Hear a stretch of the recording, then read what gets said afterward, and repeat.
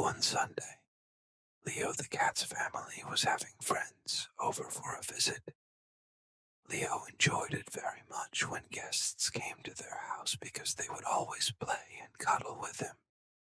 Leo would be the center of attention the whole time. If he was lucky, someone would hold him and rub his ears for hours. That day, there were delicious smells coming from the kitchen. The family was preparing waffle batter. Leo especially loved the milk that went into the batter.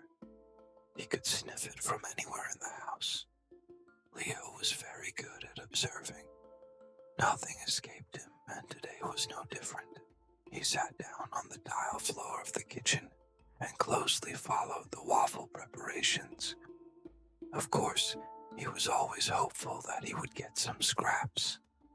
Maybe something would spill on the floor, and he would get to lick it up. But not this time. What a pity. He dreamed of tasting the milk, but Leo's family always fed him at specific times. They worried that he might get too fat. When the delicious smelling waffles were ready, his mom sprinkled them with powdered sugar and served them to the guests. Unable to resist sweet things, Leo ran to each guest in turn, meowing affectionately to see if he could get them to share their waffles. But every guest followed the rule about not feeding the cat. With a sigh, he took one last sniff of the delicious scent and retreated to the sofa. That's when he had an idea. He would wait for the next day when everyone went to work, and he had the whole kitchen to himself. Then he could do whatever he wanted. That night he could hardly sleep because he was so excited. The next morning the family said goodbye to Leo the cat. As usual, his mom said, "Be a good boy, have a nice day, and we'll see you tonight." "Meow," Leo replied like always, which meant, "Of course I will." As soon as the door closed, Leo got to work. "I'm going to have waffles of my own for once," he thought to himself. Leo grabbed an apron like his family always did and tied it around his waist. "Here we go. First, I'll need a bowl, but it's all the way up in the cupboard. I need a ladder," he thought to himself. "Phew, how exhausting," grumbled Leo as he gathered the flour, sugar, butter, eggs, milk, and a pinch of salt. "It's a good thing I watched so closely yesterday. They make it look so easy." Fortunately, the waffle iron and mixer were still on the countertop, all clean and shiny from the day before.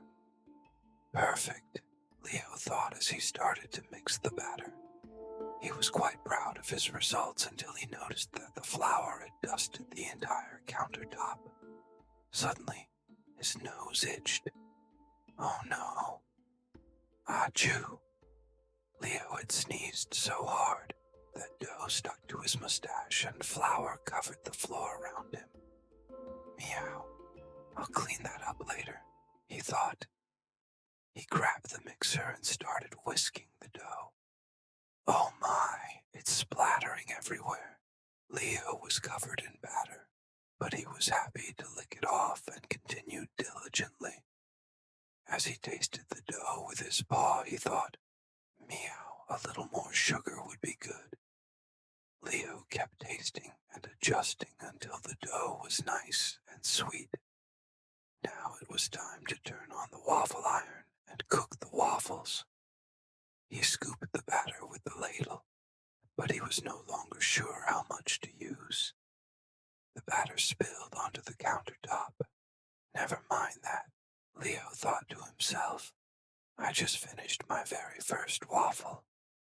It was a little burnt, but Leo ate it with relish. And so it went until several waffles later, the cat grabbed his belly and doubled over in pain. Meow, all those waffles are making my tummy hurt, he whined. I need to rest a bit before I clean up. He climbed up his cat tree with the last of his strength and lay down, but he could hardly relax. He looked at the kitchen clock and thought, meow, it's almost 5, Frau. The family would be home soon, and he still had to clean up. With a terrible stomachache, he got up and rinsed all the dishes in the sink and put them away. He mopped the floor furiously and swept it with his tail. But even after all that, everything was still so sticky. Just as he was done cleaning, he heard the key in the lock and watched as the front door opened. His family called out to him like usual, and he heard his mother say in surprise, "It sure smells like waffles in here." She went to feed Leo, who usually couldn't get enough of his food. But today, he wouldn't eat a thing. He was exhausted, and his belly was sticky from all the sugar. She scratched Leo behind the ears and said, "You're all sticky. What did you get up to today? Are you not feeling well, Leo? I think you should go to sleep early and get some rest." Meow, meow, meow. Leo the cat quickly agreed before jumping into his basket, so she couldn't ask him any more questions. That was close. I'll never do anything like that again, he thought as he fell asleep. And that, dear friends, is the tale of Leo the cat and his waffle-making adventure. We hope you enjoyed this cozy little story and that it brought a smile to your face as you settle down for the night.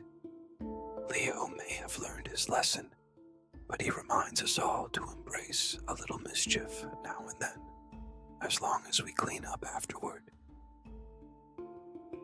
If you enjoyed this bedtime story, don't forget to give this video a thumbs up.